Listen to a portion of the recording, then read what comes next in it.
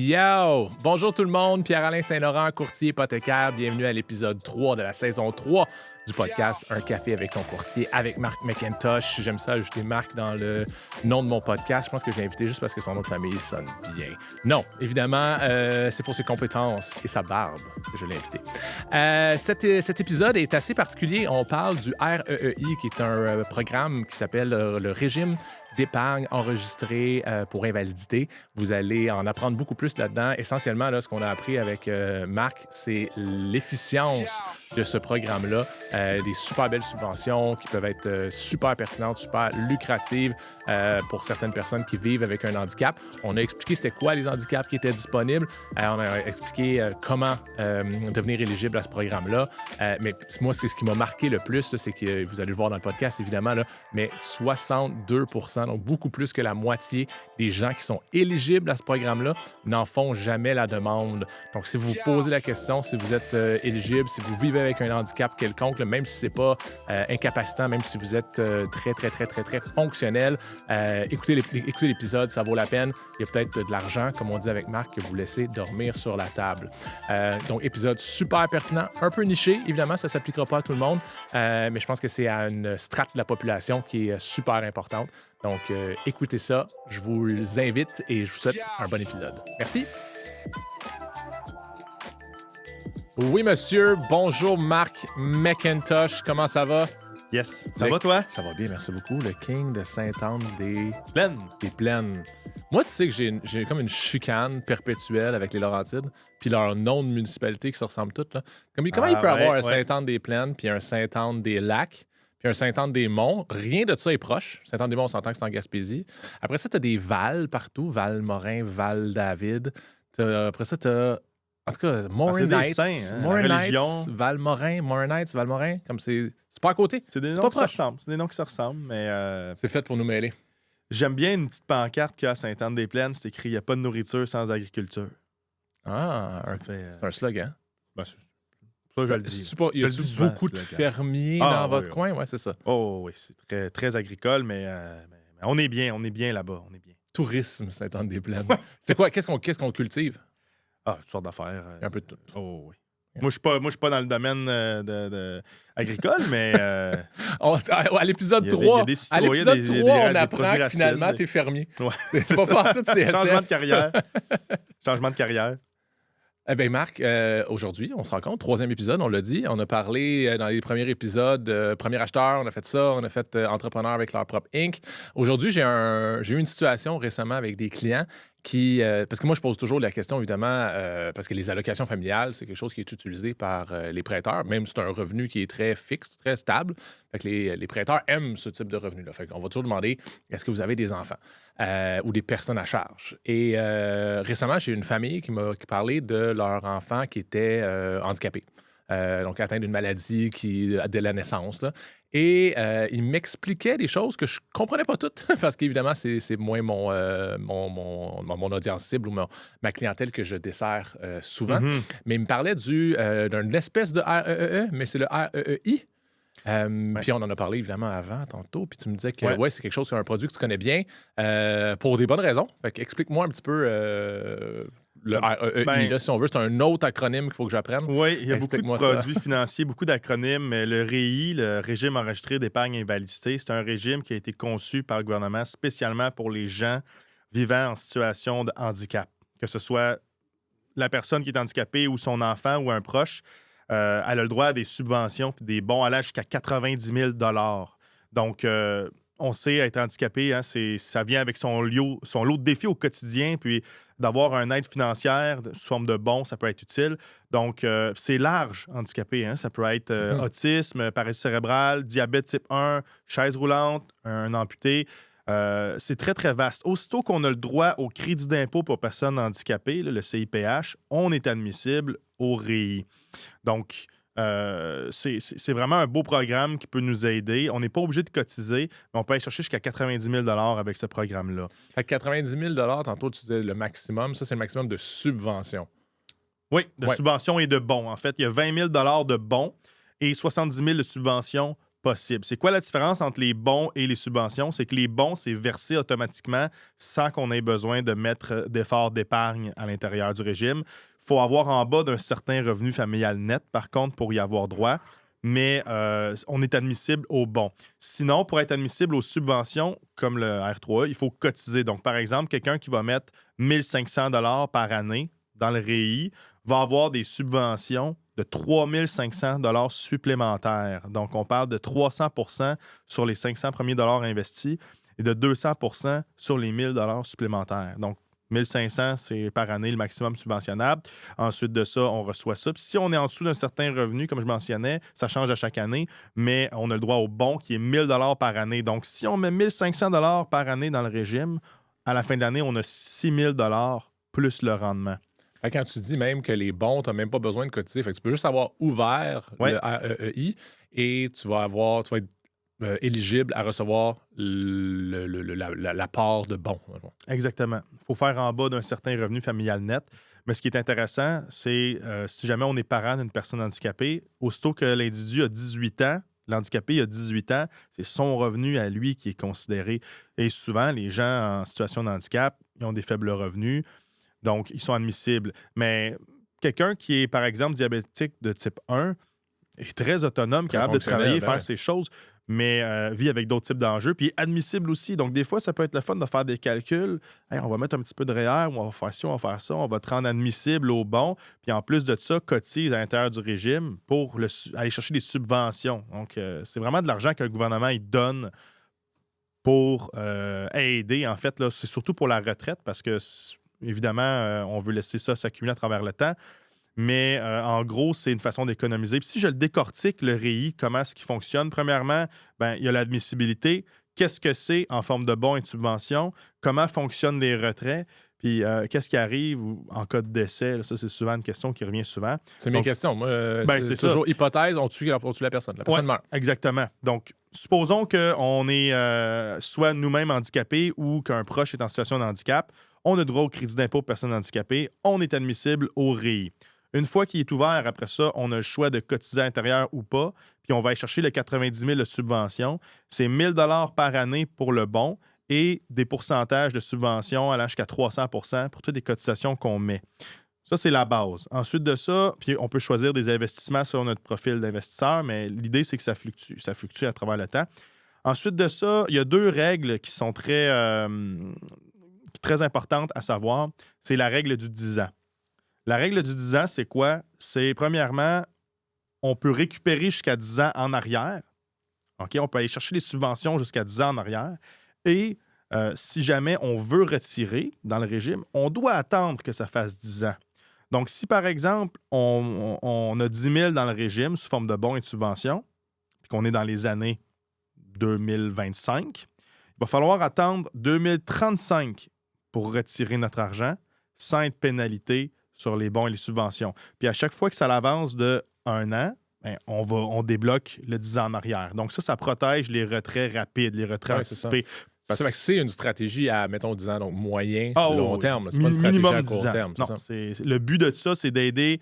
Parce que ceux qui vivent en situation de handicap, par exemple, je pense beaucoup aux autistes, là, aussitôt qui ont 18-21 ans, il n'y a plus d'aide, il n'y a plus rien. L'enfant tombe tout seul avec ses parents, avec ses charges. Donc, ça va être quoi à la retraite quand le parent ne sera plus là?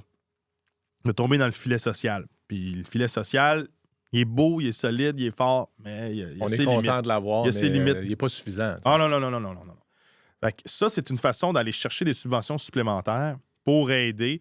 Puis pas juste à la retraite. On s'entend, si l'enfant est handicapé puis qu'on le sait dès la naissance, qu'il a un handicap, une trisomie, peu importe, là, il peut avoir accès aux bons et aux subventions quand il aura 15-18 ans. On se rappelle la règle des 10 ans.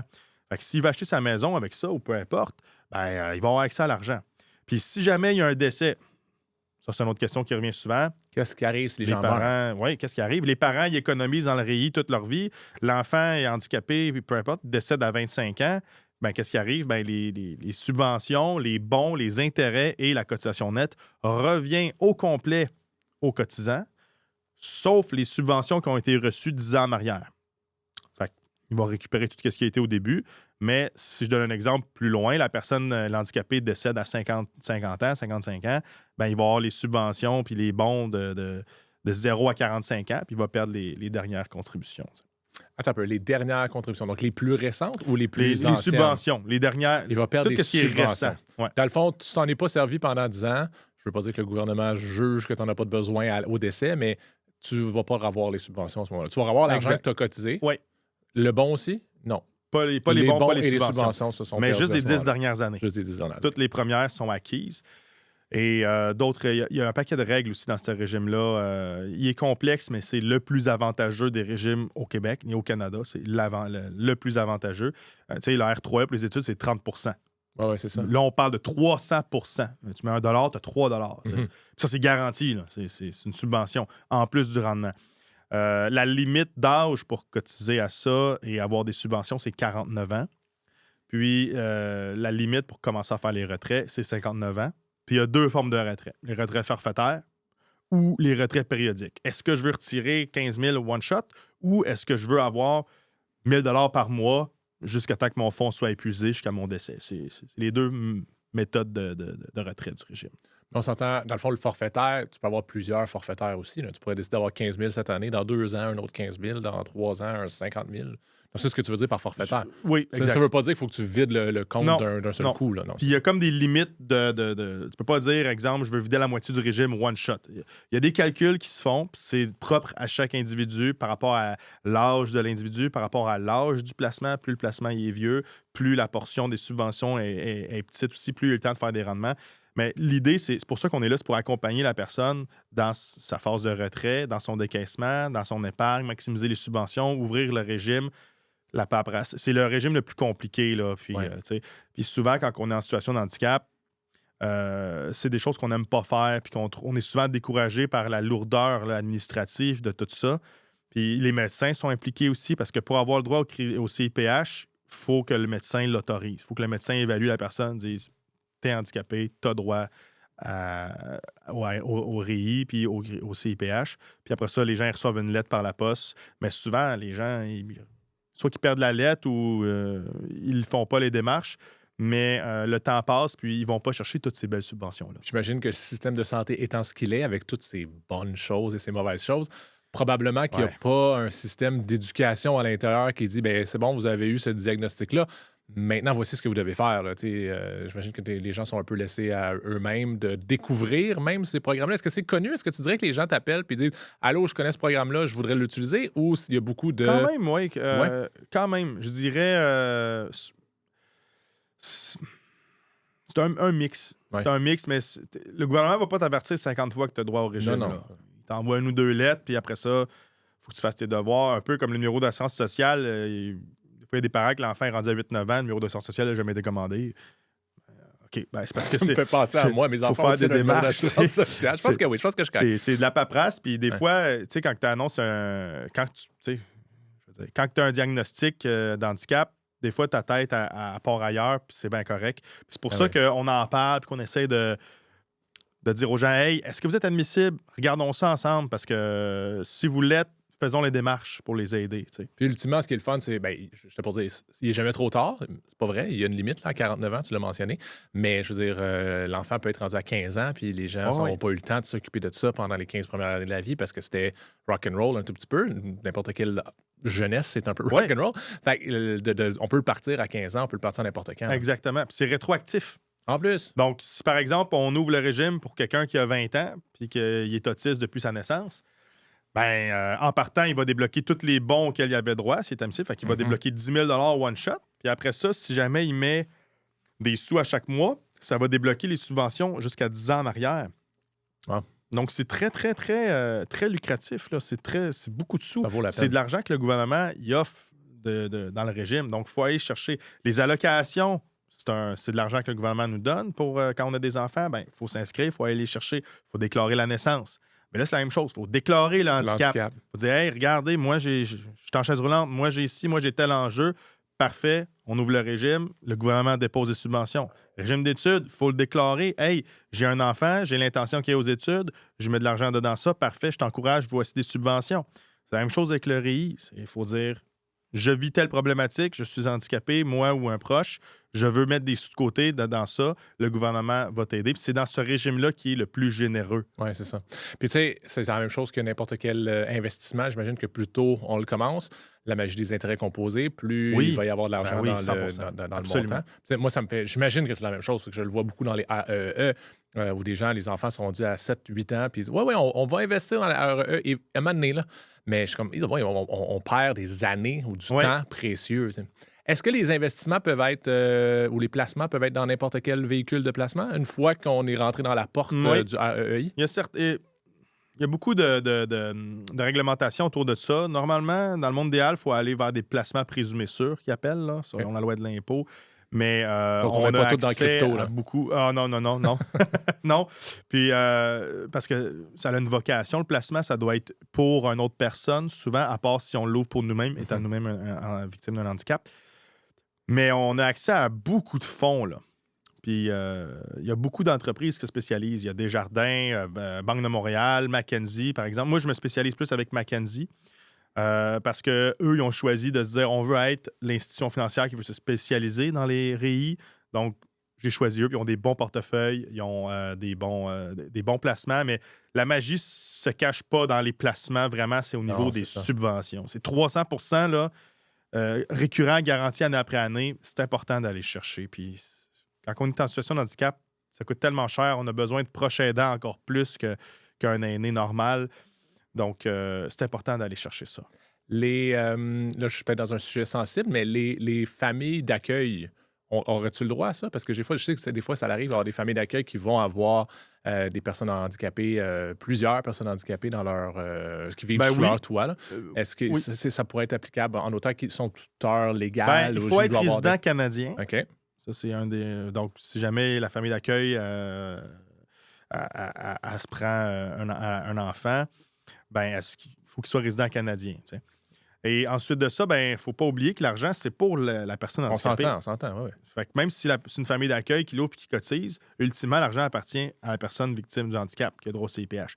Donc, l'argent lui revient à l'handicapé. Peu importe, je veux dire, si moi, j'avais un voisin qui était handicapé, puis je disais, hey, c'est tellement un beau programme, moi, je vais vouloir investir, mais l'argent ne m'appartiendra plus, on s'entend. Est-ce que je pourrais? Ou il faut que ce soit un parent, il faut que ce soit directement... Idéalement, il faut être soit tuteur ou le proche aidant ou le premier répondant, mais on ou un parent direct. Le faire le prêt indirectement, ce serait pas si compliqué que ça, là, de dire je donne l'argent au parent qui, lui, la met dans ce programme-là. Ça se ferait assez facilement. Exactement. De toute façon, moi, je perds la propriété de cet argent-là. De toute façon, elle devient la propriété du bénéficiaire. C'est les subventions qui sont vraiment la propriété du bénéficiaire. Ah, OK.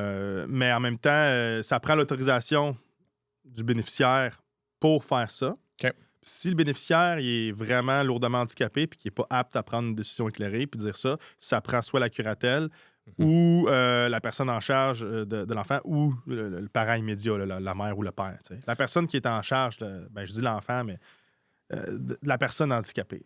Je comprends. Dans le fond, tu as parlé, tu as dit que les subventions, et les bons, j'en comprends, appartiennent aux bénéficiaires, donc à l'handicapé. En théorie, quand ils décident de sortir l'argent, les cotisations appartiendraient aux cotisants? On essaie de le rediriger vers la personne handicapée toujours. Là. C'est comme les AEE. En y a théorie, on redivise, puis les subventions vont à l'étudiant, en théorie, à l'enfant, puis les cotisations peuvent revenir aux parents, mais c'est un peu la même chose. On peut faire ça. Puis, tu sais, aussi, l'autre affaire qui est intéressante avec ça, c'est que c'est imposé au taux d'imposition du bénéficiaire. Donc, à la sortie des fonds.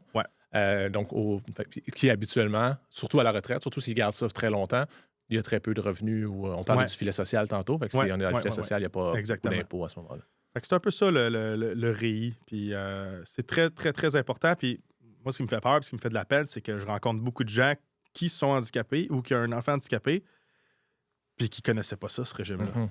Que je me dis... Faudrait que tu aies un podcast en parler. Oui, c'est ça. Il faut le crier sur tous les toits, comme on dit. Oui. Parce que c'est vraiment important. Si j'aurais à jurer par un seul régime, je dirais le REI, c'est le plus important. Je pense que c'est un très beau programme qui est pour les bonnes personnes. Rien contre aucun des programmes, là, mais le REE, il est aussi bon pour quelqu'un qui gagne 1 milliard par année que pour quelqu'un qui en gagne 0. Alors que ça, c'est investir de l'argent de notre société envers les personnes qui en ont le plus de besoin. Là. On peut juste être pour ça. Là. Des fois, on me dit que je suis un courtier hypothécaire de gauche, là. Mais je veux dire, le but, des fois, c'est d'aider les gens qui en ont besoin et non pas toujours juste d'enrichir les plus riches. Là, exactement. Fait que c'est un peu ça le régime. Vous irez voir sur Internet. Oui, ça le vaut la peine. REI, là, oui, c'est important. Puis, y a-tu... là, je m'en vais des questions société. Fait que peut-être que tu ne pourras pas répondre. Là. Y a-tu beaucoup de gens qui sont éligibles à ces... Tu as nommé les handicaps tantôt. Tu as parlé des gens qui ont le diabète, les amputés. Je veux dire, dans ma tête, c'est beaucoup de monde. Là. Ben, il y a vraiment beaucoup de gens qui sont admissibles. Puis, selon Statistique Canada, il disait que 38 des gens qui sont admissibles l'ont demandé et ont ouvert le régime. Seulement. Ouais. Ça veut dire qu'il y a plus de la moitié qui y ont droit et qui ne le réclament jamais ou ne l'ont pas encore fait les démarches. Ils laissent de l'argent sur la table, ce qu'on appelle. Oui, vraiment, vraiment beaucoup. Des fois, je parle, moi, de faire de l'évitement fiscal. Là. C'est pas de l'évasion. L'évasion fiscale, c'est légal. On n'a pas le droit d'aller en prison pour ça. On devrait aller en prison pour ça. Mais de l'évitement fiscal, on a le droit, puis on devrait avoir la responsabilité quasiment de le faire. La question que l'argent soit distribué aux bonnes places. Donc, de ne pas faire exprès pour payer de l'impôt. Là, c'est pas de l'impôt, c'est pas une déduction fiscale, mais c'est tu reçois littéralement de l'argent du gouvernement. Des subventions. C'est rare qu'il nous en donne de l'argent, le gouvernement. Quand il en donne, il faut en prendre. Exact, il faut en prendre en place. Mais c'est un peu ça que je résume. C'est pour ça que j'ai fait dans mon site web des capsules puis des vidéos qui expliquent vraiment concrètement avec des chiffres c'est quoi le REI. Donc, j'invite les gens à vraiment aller se renseigner, écouter ça. Puis s'ils veulent un accompagnement puis qu'ils ont des questions. C'est quoi ton site web? Plug! C'est le temps. marcmcintosh.ca. Marc McIntosh puis McIntosh, on écrit ça comment? Comme les pommes. Comme les pommes. On le mettra en bas quelque part. Là. Mais à ce temps, avec l'Internet, on peut facilement avoir accès à ça. Probablement que si on Google Marc McIntosh écrit de la mauvaise façon, ça se rend probablement quand même à ta page, quelque chose comme ça. Oh. D'où ça vient, McIntosh?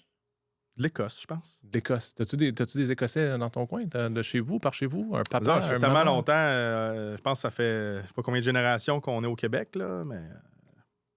Directement. Mon grand-père, Édimbourg, s'est sauvé de la guerre Sainte-Anne-des-Plaines. après la Deuxième Guerre mondiale. Là. Il était tout... parce que je pense que l'Écosse, je suis pas très bon en géographie, là, puis il va se revirer dans sa tombe, là, mais il me semble que c'est pas loin de l'Allemagne. Ben, c'est dans la Grande-Bretagne, là, dans ce coin-là. C'est dans le coin que ça brasse. Ça rockait en Angleterre pas ça mal. brassait, fait que quand ça a été fini, il s'est dit hey, le Québec, ça a l'air tranquille. Il en a bien profité. Sainte-Anne-des-Plaines. Sainte-Anne-des-Plaines, c'est plus relax. Faire de l'agriculture. Je pense qu'en Deuxième Guerre mondiale, Sainte-Anne-des-Plaines n'a pas été trop impliqué. Là. Ça n'a pas trop eu de bombers qui ont bombardé ce coin-là. Fait que c'était la capsule historique de notre podcast. On est mieux de rester dans les finances, je pense. Là. On est meilleur. On connaît mieux nos affaires. Ça va aller mieux là-bas avant qu'on remette l'Écosse à côté de l'Allemagne. Ouais. Marc, merci beaucoup pour cette information-là. On se le rappelle, marcmcintosh.com si vous voulez en savoir plus. Tu as une belle section là, sur ton site sur le REI, si je ne me trompe pas. Ouais. Fait que ça va être intéressant d'aller voir ça. .ca, pas .com. Ouais. Merci de me corriger. On se revoit la semaine prochaine, épisode 4. Ça va venir, ça va venir bien vite. Fait que merci beaucoup. Ça fait plaisir. À bientôt.